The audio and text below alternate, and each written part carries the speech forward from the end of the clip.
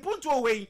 eba sesa akokɔ sabi entimi nya baabi obeja ne a sabi baabi esebia no empunto de hunya se osom setimi ka bi no man ga na mu ano omo ka ho Yebechopo akwobi my so na Ukraine ambani afiri ho ba ne say Russia for akotagati baby one was say condemn to grebu emusam anwumre obete ensem bi eka yenim ho na anwumre enwanu banu yesi adwa ema medimafo herba center and afi just hot kenke wanam eka ye ho eme eden nsam no esom wo mimidin abena badu adepa kofi anwumre mene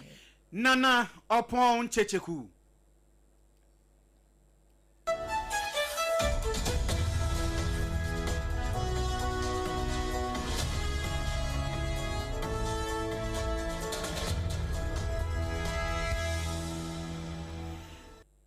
Edem kai na hye nso se wei eye yakase etwato ewo eye na wotwe mu enu nti fem waso ye nhye da nko bebre sa ayiriso a simaduonu efe yewie na fe dwumadi aka nyina ne de ato aso na mefi kase na sinfafin kramantem won mu se ye aposifo nkrabata ehwe eye nipabonefo sem so de ababetu dwa kire mu se dan wa da akronfo teche mu akwati omhugu eye lashibi ene ne mpotam won mo ene mobile money vendor bi wapon adwuma wo koni fie na waboabo no wan sika kakra ekuta no 140,000 Ghana cedis ene sika ye moduru akronfo teche mu an eto hye eye woni kuyin suwe ene chesa head ya hemre na eno enam sa ye so aposifo ne nkrobata wo eye nkramantem won mo sei oba pani a wo no ena woda no say chief superintendent Yama me Juliana Obin wonu nsa na hye nkrata yase a wo kan nsem hu ebi HSF danu ya wada ye twam yin July bosom ne de tosom yensa no ena omunya ne ntie se akronfo bi akwakotie si mobile money vendor bi suo abusu abra Facebook bra YouTube bra TikTok na bra da behwe infoni ni ne de ato won no na aposifo kire se sa akronfo techam yin wo mo hyeda bobo anintete edisi eye wo mo a mobile money ye yo mo dia ebro mapo mu ko mu fie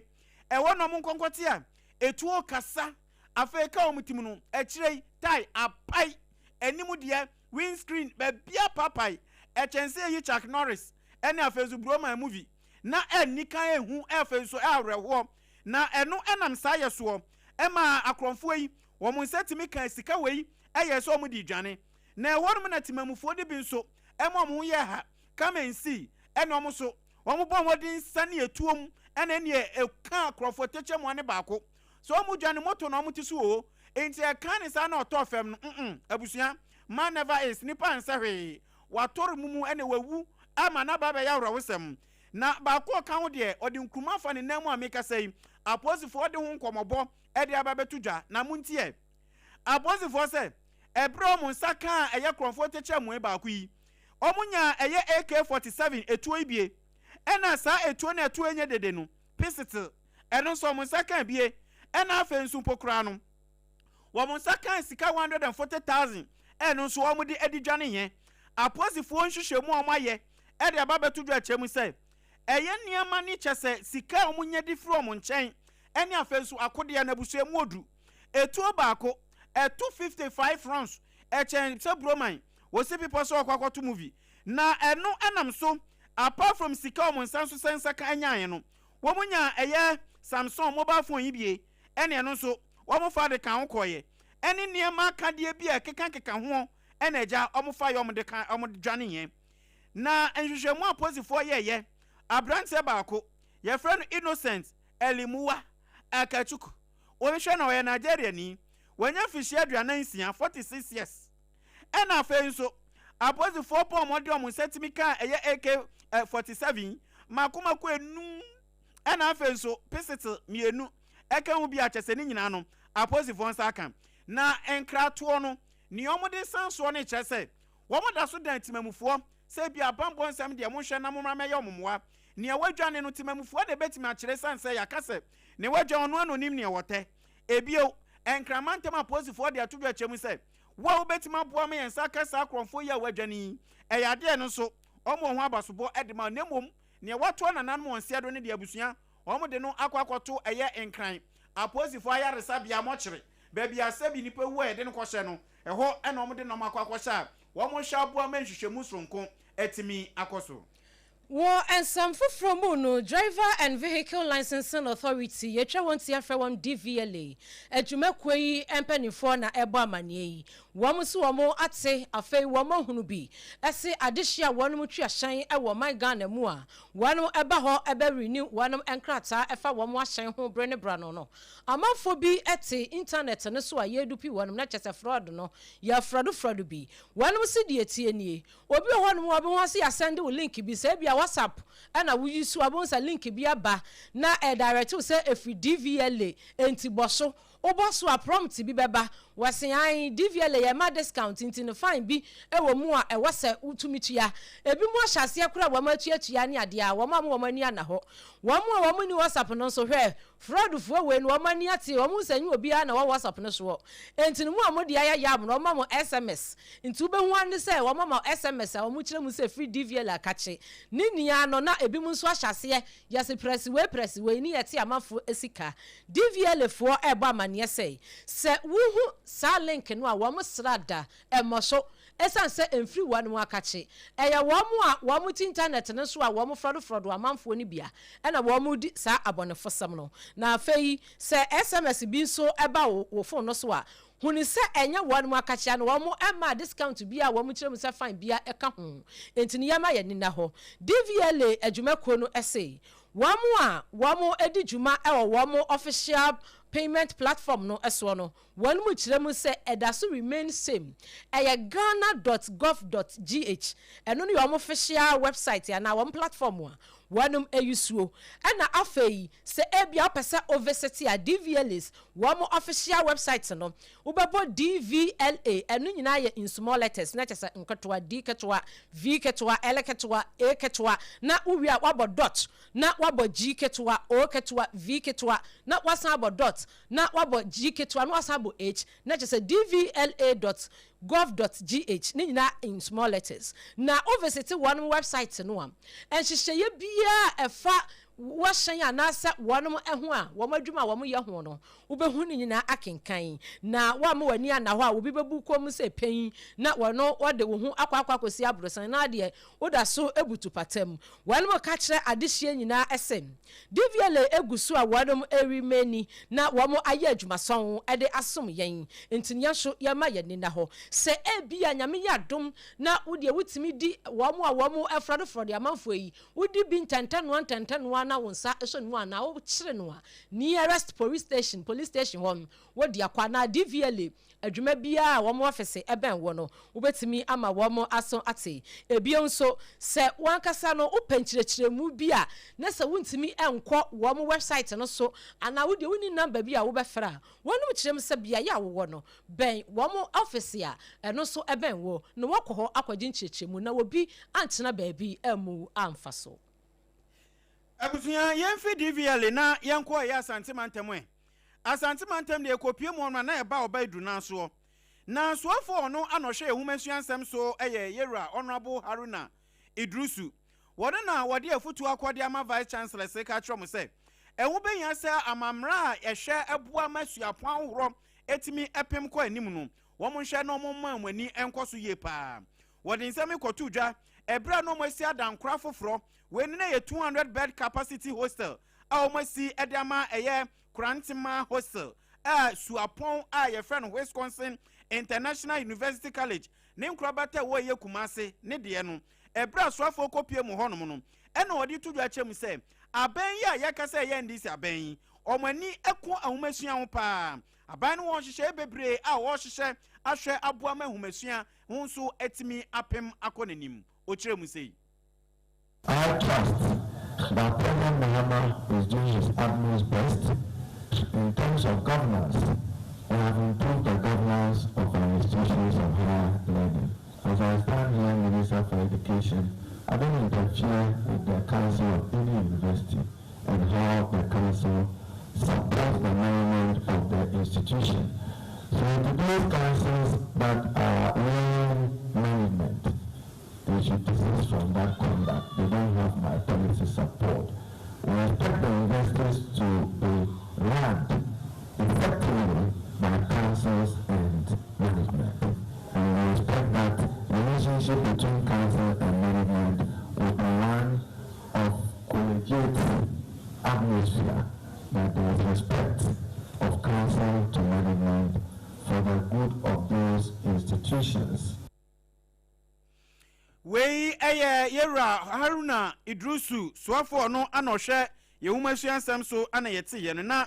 eno eche na Kwame Nkrumah suapon a ewo ye santimantam so Vice Chancellor wada no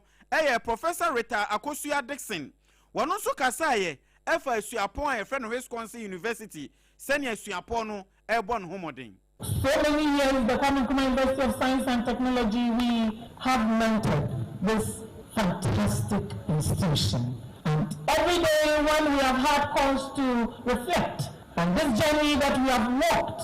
and worked on with Wisconsin, it's always been a very delightful encounter. So do you so promise that you are going to keep this place so that when you have come through it and gone, your brothers and sisters who will be following, they can also come and enjoy this beautiful edifice for so many years to come. And then the money that will be raised, it could be used to add phase 2. We Vice Chancellor or Kwame Nkrumah University of Science and Technology KNUST and Ebusuya Yetene Professor Rita Akosua Dixon Amanie Bawa Bedu and a 2 year sentimental besum ye. Adeshia wadom ewa tetekasum eno ewa abra asebu kwa mankese ewa mfimfini emantamu na wamwati asemde pa esanse upiem watetekasum a suku ba kwa eno de AME Zion Basic School wanum kiremu sa ne transfer na se posti a kyerkyerefo anu omonko esanse ukọhwa bia ya na kyerkyerefo no da busua na asefem empanimfo ehu se sade na emmoa esanse obi eda ne manhyin mu anabia ye pa wada no na ye posti no ni ade na kwato bia ye bi watetekasum AME Zion Basic School na obekwa na bia ya wokoda no na bebrenu a empako empanimfo se dia wanum sin da hyirem esanse yakwa kosi new teachers bangro ede ama womo a eno no akwaya asemde empanimfo ebodwa data enaja wanum ehia ya womo edan kama yesidia ma kyerkyerefo yi ede na yeboa ya wotoso emienu eye wo hene ya wote adwaso e wotete kasum wane yensem twani erekanan ekasa isedie nani agye esiafa Obwese Joshua but really na ma ho de butu bia na ada amaye aye ni no that's it I pray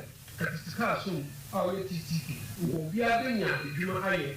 dasana nsapopona ko obi ani ko kwan pia ko dasana no le teachers no obre no le yin kan share na ya desi na mo si ankara na obi no habo ti kuna ko da ya pa machines ya da ye dia juice da nyama edwuma papa nyama wo ye bi se mo bia banchi e be kole gari nti da maso bibia no be nyama ba ko e bi da wa ba se mo mo sinko ni da ka nyama go bari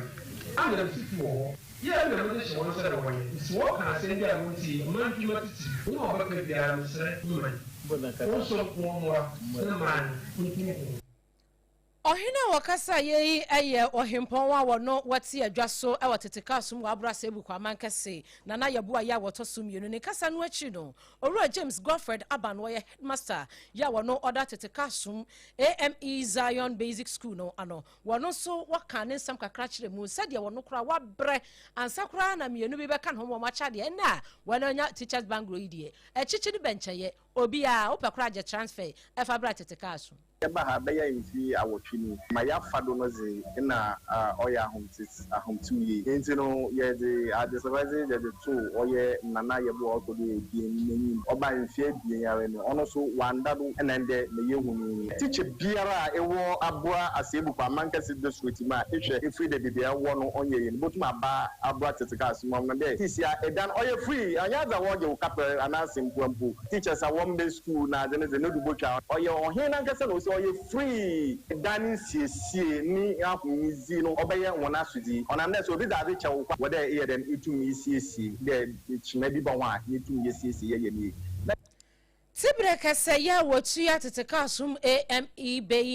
AME Zion Basic School ano ewo eyatetekasum abrase ebuku amankese owura James Godfred Abanwo no ene kasa ye ni krokra mu no owura Kwesi Edukwe waye ebusuabatan ya wowo ebusuabatan chief ya wowo tetekasum wono so ordinary srede kakra etompanifo enim sei me anom ya dwene wo de be teachers bangle because the teacher for no ba ho a onye ba bi ntina ntino no wo twakwan ba tetekasum wo ba abakampa de bia from tetekasum to abakampa no ha ho ba wa ba wa cha 2 months 3 months teachers bangle ya ye ma wo free sabe toilet enso ya ma wo free the math 6 math 6 yes I feel ho the next step no ode ye bo modern adwene wo ye nya something like called cheap compound yeah sure there Zaye no nka ya ba na djuma oloye but yan so ya ba ne bi se enye bi a na nyame tu se ma ka wunchi na bi musu wo ahotire ma just 2000 Ghana 3000 5000 that bet sa obi the life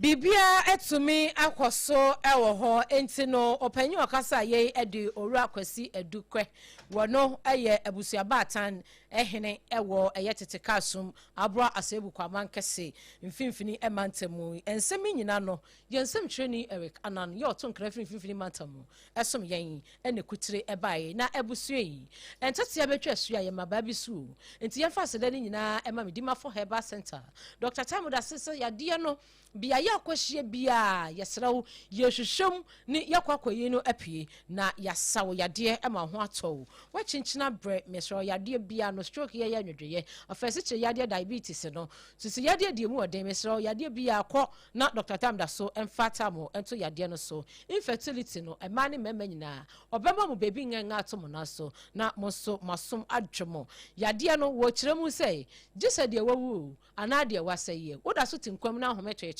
na wachinchina bra fa yade no bra wate na Dr. Tamuda so ema won so ho ento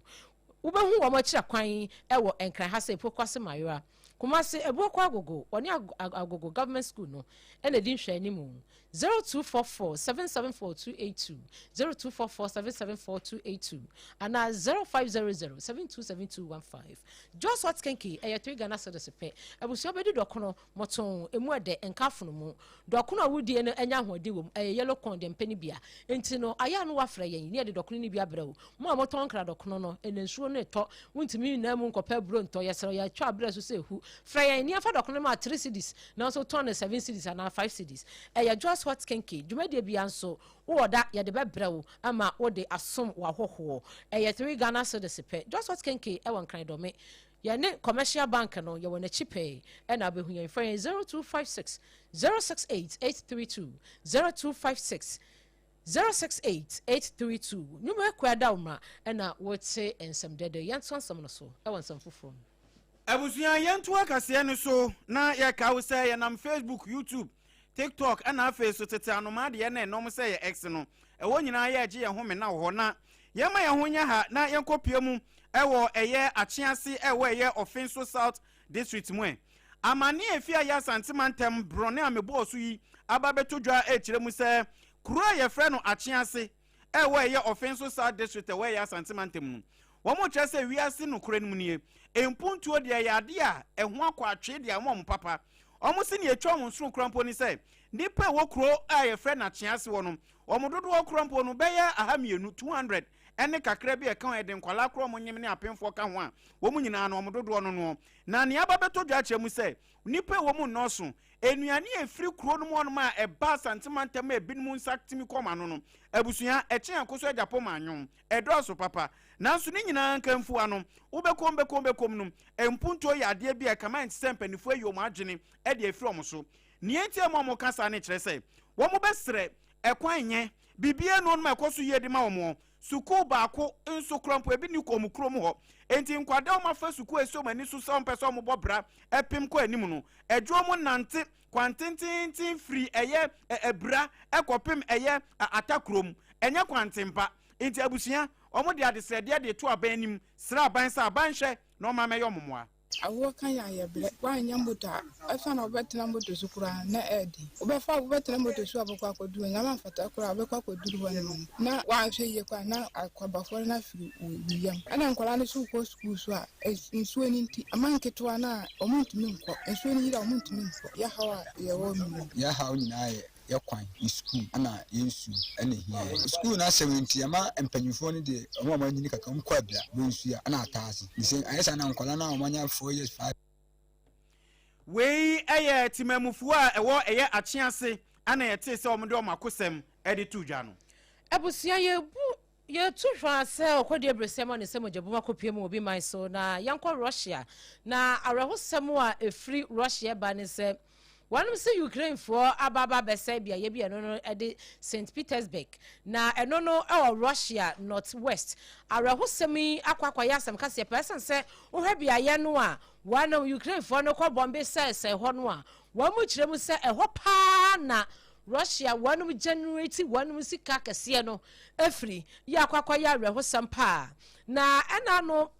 na watwe ba akonim no ana openia wono oye Russia president ora Vladimir Putin wono ebe kire mu se de afu ahokora ya akwa atwe no na ekwakoye ensem bebre na we wo nka bi nhwemu enaja wo amasan so be free one ma wrasa na akwakoye arehusemi etimpanimfo se de wono mu ada ya wo nka bi nhwemu na Ukraine fo abedi dimi de eno mba retireti na nyansam ketwa ya no so efri eho eba we su ne yegina ema no siabre mu kase ya de beso nyabu ni kom se pen afi no so afidi ansem ya didi wontu ano ebi ene sei abusuya posifo bomodin di tudwa achemu se akronfo tachi amu ebepie mu ya shaman lashibi empotem wonum no omonsa ka nipa bi a wato ananom se do akode nso eka ho bi DVLA adwumakwa ni kiremu se wo mo emfa link bi ansandi wo bia ensani SMS bia se wo mo ma discount bi gise wutia fine de obehu no ignore nokura bi anim na nsam ni bi ka we nim ho yakọ Russia so ekofa de esi wo honom ebesom se Ukraine fo akobombe St Petersburg ya akwakoye nsem bebre ebesom hye no so nsam no every SOMPA 106.5 FM across so no efa ye batan no SOMPA Kumase 93.1 Adamfo Radio Butu Paris France abochimemo omo FB eto peti achichi ene ebencheye afe upiemu ewo doma hinkro Doma FM 100.7 afe SOMPA Granza 90.7 SOMPA Tachiman 106.1 SOMPA Sunyane 98.9 Mankesini ne kwado Kingdom 106.1 Kanesh Urban Radio nso fa bi Kanesh Dwakesienim udi koda no te yenka so sada na Facebook no SOMPA Accra 106.5 live no so DENISE adawuruma wunya yen ehwe honom YouTube ni SOMPA FM live www.sompaonline.com website ye semufo penuru atabo atiadama tine sami nyina potoka sami brofa ofro bi ka ho a odi akogu honom emma Dr. Tamo da so mi dimafo herbal center eso yasene emma just what kenke 3 Ghana cedis pe enso so ye mojeje ya babamba emma ya babi nsami ede emma wo DENISE nyame hira mo hwe Facebook ni YouTube ni nyina so no nyankopon ehira mo nyina da apasma ka de hye mimidi abena badu adepa kofi anwure mene nana opon checheku abusia yesori adwaso emma healing point atwa so